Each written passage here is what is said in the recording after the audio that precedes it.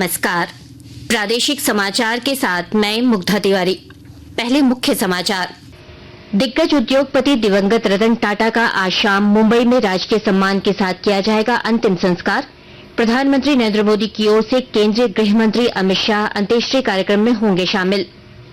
गिरिडीह सांसद चंद्र प्रकाश चौधरी ने राज्य सरकार और जांच एजेंसियों को पत्र लिखकर पथ निर्माण विभाग की टेंडर प्रक्रिया में अनियमितताओं की उच्च स्तरीय जांच की मांग की।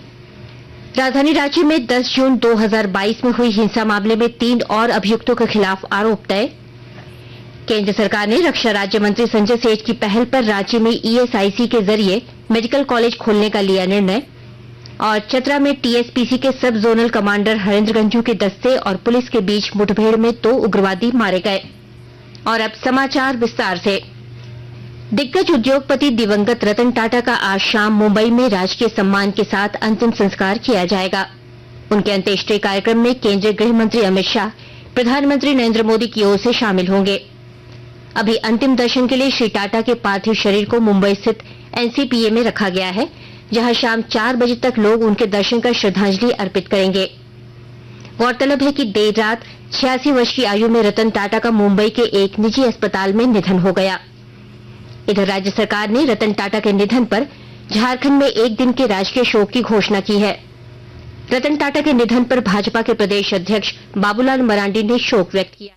रतन टाटा के निधन से पूरा देश मर्माहत है। रतन टाटा एक ऐसे उद्योगपति रहे, उन्होंने उद्योग जगत का और देश की ओर से लीड किया। सामाजिक कामों में भी उन्होंने बढ़ चढ़ करके हिस्सा लिया। उन्होंने अपने लिए नहीं बल्कि देश के काम किया और दुनिया में भारत का कैसे परचम लहरे उस पर सदैव चिंता करते रहे। आपको बता दें कि रतन टाटा का जमशेदपुर शहर से खास लगाव था।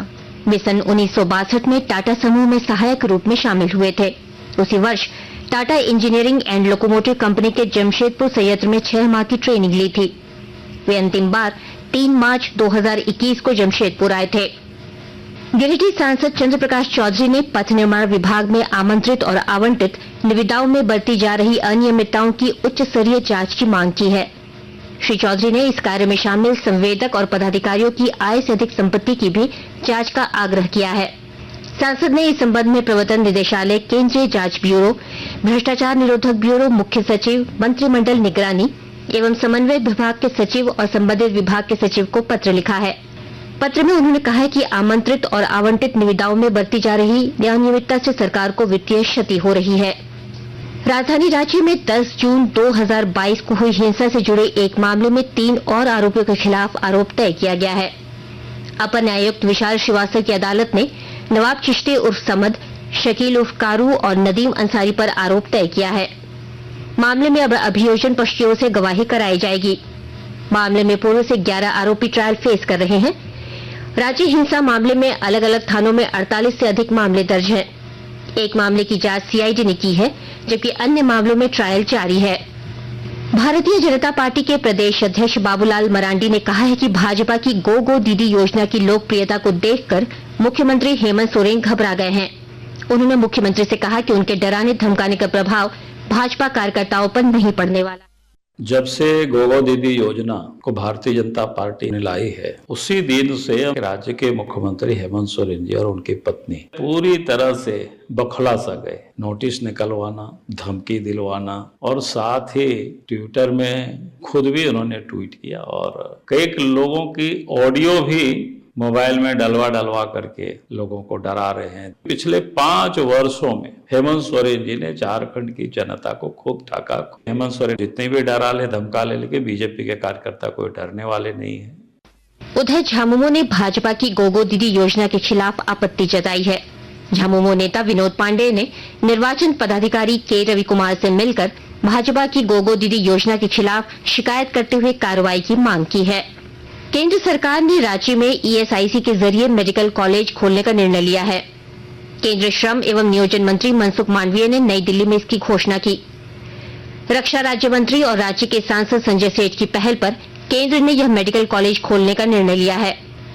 गौरतलब है कि रक्षा राज्य मंत्री बनने के बाद संजय सेठ ने मनसुख मांडविया से मुलाकात कर रांची में ईएसआईसी के अस्पताल को बड़ा रूप देने की जरूरत बताई थी।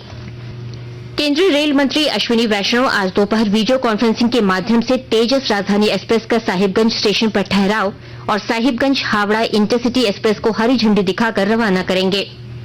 आकाशवाणी के ताजा तरीन समाचारों के लिए आप हमारी वेबसाइट newsonair.gov.in पर लॉग ऑन कर सकते हैं।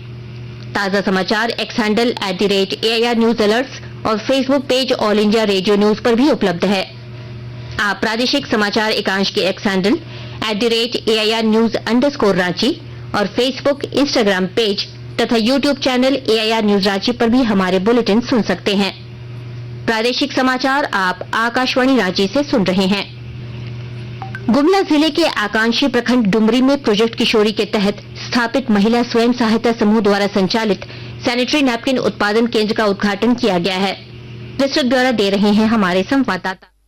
गुमला जिले के आकांक्षी प्रखंड डुमरी में प्रोजेक्ट किशोरी के तहत स्थापित महिला स्वयं सहायता समूह द्वारा संचालित सैनिटरी नैपकिन उत्पादन केंद्र का उद्घाटन किया गया है। यह केंद्र प्रतिदिन 14,400 सैनिटरी नैपकिन बनाने की क्षमता रखता है। इसके उत्पाद ISO 9001:2015 मानकों के अनुसार है, जो उच्च गुणवत्ता और प्रतिस्पर्धात्मक मूल्य पर उपलब्ध है। यह परियोजना आकांक्षी प्रखंड डुमरी की 15 स्वयं सहायता समूह की महिलाओं द्वारा संचालित है, जो मासिक धर्म स्वच्छता से संबंधित उत्पादों के निर्माण पर केंद्रित है। नरेश कुमार, आकाशवाणी समाचार, गुमला। राज्य की महिला बाल विकास मंत्री बेबी देवी ने बोकारो में चौकीदार पद के सभी सफल 156 अभ्यर्थियों को नियुक्ति पत्र दिया। जिले की उपायुक्त विजय यादव ने बताया कि नियुक्ति प्रक्रिया में पूरी पारदर्शिता बरती गई है। गोड्डा सांसद डॉक्टर निशिकांत दुबे ने जानकारी दी है कि देवघर एयरपोर्ट से अब मुंबई के लिए भी सीधी उड़ान सेवा शुरू होगी। उन्होंने कहा कि देवघर से मुंबई के लिए फ्लाइट शुरू होने से न केवल पर्यटन को बढ़ावा मिलेगा, बल्कि आर्थिक विकास को भी तेज गति मिलेगी। चतरा जिले के सदर और वशिष्ठ नगर जोरी थाना क्षेत्र के जंगल में TSPC के सब जोनल कमांडर हरेंद्र गंझू के दस्ते और पुलिस के बीच मुठभेड़ में 2 उग्रवादी मारे गए, जबकि 1 उग्रवादी घायल हो गया। चतरा SP विकास पांडे ने बताया कि सर्च अभियान के दौरान यह मुठभेड़ हुई। दुनिया भर में आज विश्व मानसिक स्वास्थ्य दिवस मनाया जा रहा है। ये दिन मानसिक स्वास्थ्य संबंधित मुद्दों के बारे में जागरूकता फैलाने और दुनिया भर में मानसिक स्वास्थ्य से जुड़ी सेवाओं को बढ़ावा देने के प्रयासों को मजबूत करने के लिए मनाया जाता है। इस वर्ष का विषय है कार्यस्थल पर मानसिक स्वास्थ्य। इस वर्ष के विषय में कार्यस्थल पर मानसिक स्वास्थ्य के प्रति जागरूकता फैलाने, इससे जुड़े खतरों के निपटान और जरूरतमंदों को सहायता प्रदान करने जैसे उपायों की दिशा में एकीकृत कार्य के महत्व को रेखांकित किया गया है। झारखंड राज्य क्रिकेट संघ JSCA ने 2024-25 के लिए रणजी टीम की घोषणा कर दी है। टीम की कमान ईशान किशन को सौंपी गई है। रणजी ट्रॉफी के 2024-25 सत्र में झारखंड एलीट ग्रुप D में असम, रेलवे, चंडीगढ़, छत्तीसगढ़, सौराष्ट्र, दिल्ली और तमिलनाडु के साथ है। झारखंड का पहला मुकाबला असम के साथ होगा। महिला 2020 विश्व कप क्रिकेट में भारत ने दुबई अंतर्राष्ट्रीय क्रिकेट स्टेडियम में ग्रुप A के मुकाबले में श्रीलंका को 82 रनों से हरा दिया। वहीं दूसरी ओर भारतीय पुरुष क्रिकेट टीम ने नई दिल्ली में दूसरे 2020 अंतर्राष्ट्रीय मैच में बांग्लादेश को 86 रन से हरा दिया। महिला 2020 विश्व कप क्रिकेट में भारत ने कल रात दुबई अंतर्राष्ट्रीय क्रिकेट स्टेडियम में ग्रुप A के मुकाबले में श्रीलंका को 82 रन से हरा दिया। पहले बल्लेबाजी करते हुए भारत ने निर्धारित 20 ओवर में 5 विकेट पर 172 रन बनाए, जिसके जवाब में श्रीलंका की टीम 19.5 ओवर में सिर्फ 90 रन ही बना सकी। इस जीत के साथ ही भारत के सेमीफाइनल की दौड़ में बने रहने की उम्मीद मजबूत हो गई है। वहीं दूसरी ओर भारतीय पुरुष क्रिकेट टीम ने कल शाम नई दिल्ली में दूसरे 2020 अंतर्राष्ट्रीय मैच में बांग्लादेश को 86 रन से हराया। भारत ने 9 विकेट के नुकसान पर 221 रन का विशाल स्कोर बनाया, जिसके जवाब में श्रीलंका की टीम 9 विकेट पर 135 रन ही बना सकी। इस जीत के साथ ही भारत ने श्रृंखला 2-0 से अपने नाम कर ली है। अंत में मुख्य समाचार एक बार फिर। दिग्गज उद्योगपति दिवंगत रतन टाटा का आज शाम मुंबई में राजकीय सम्मान के साथ किया जाएगा अंतिम संस्कार। प्रधानमंत्री नरेंद्र मोदी की ओर से केंद्रीय गृह मंत्री अमित शाह अंत्येष्टि कार्यक्रम में होंगे शामिल। गिरिडीह सांसद चंद्र प्रकाश चौधरी ने राज्य सरकार और जांच एजेंसी को पत्र लिखकर पथ निर्माण विभाग की टेंडर प्रक्रिया में अनियमितताओं की उच्च स्तरीय जांच की मांग की। राजधानी रांची में 10 जून 2022 में हुई हिंसा मामले में 3 और अभियुक्तों के खिलाफ आरोप तय। केंद्र सरकार ने रक्षा राज्य मंत्री संजय सेठ की पहल पर रांची में ESIC के जरिए मेडिकल कॉलेज खोलने का लिया निर्णय। और चतरा में TSPC के सब जोनल कमांडर हरेंद्र गंझू के दस्ते और पुलिस के बीच हुई मुठभेड़ में 2 उग्रवादी मारे गए। इसके साथ ही आकाशवाणी रांची से प्रादेशिक समाचार का ये बुलेटिन समाप्त हुआ। नमस्कार।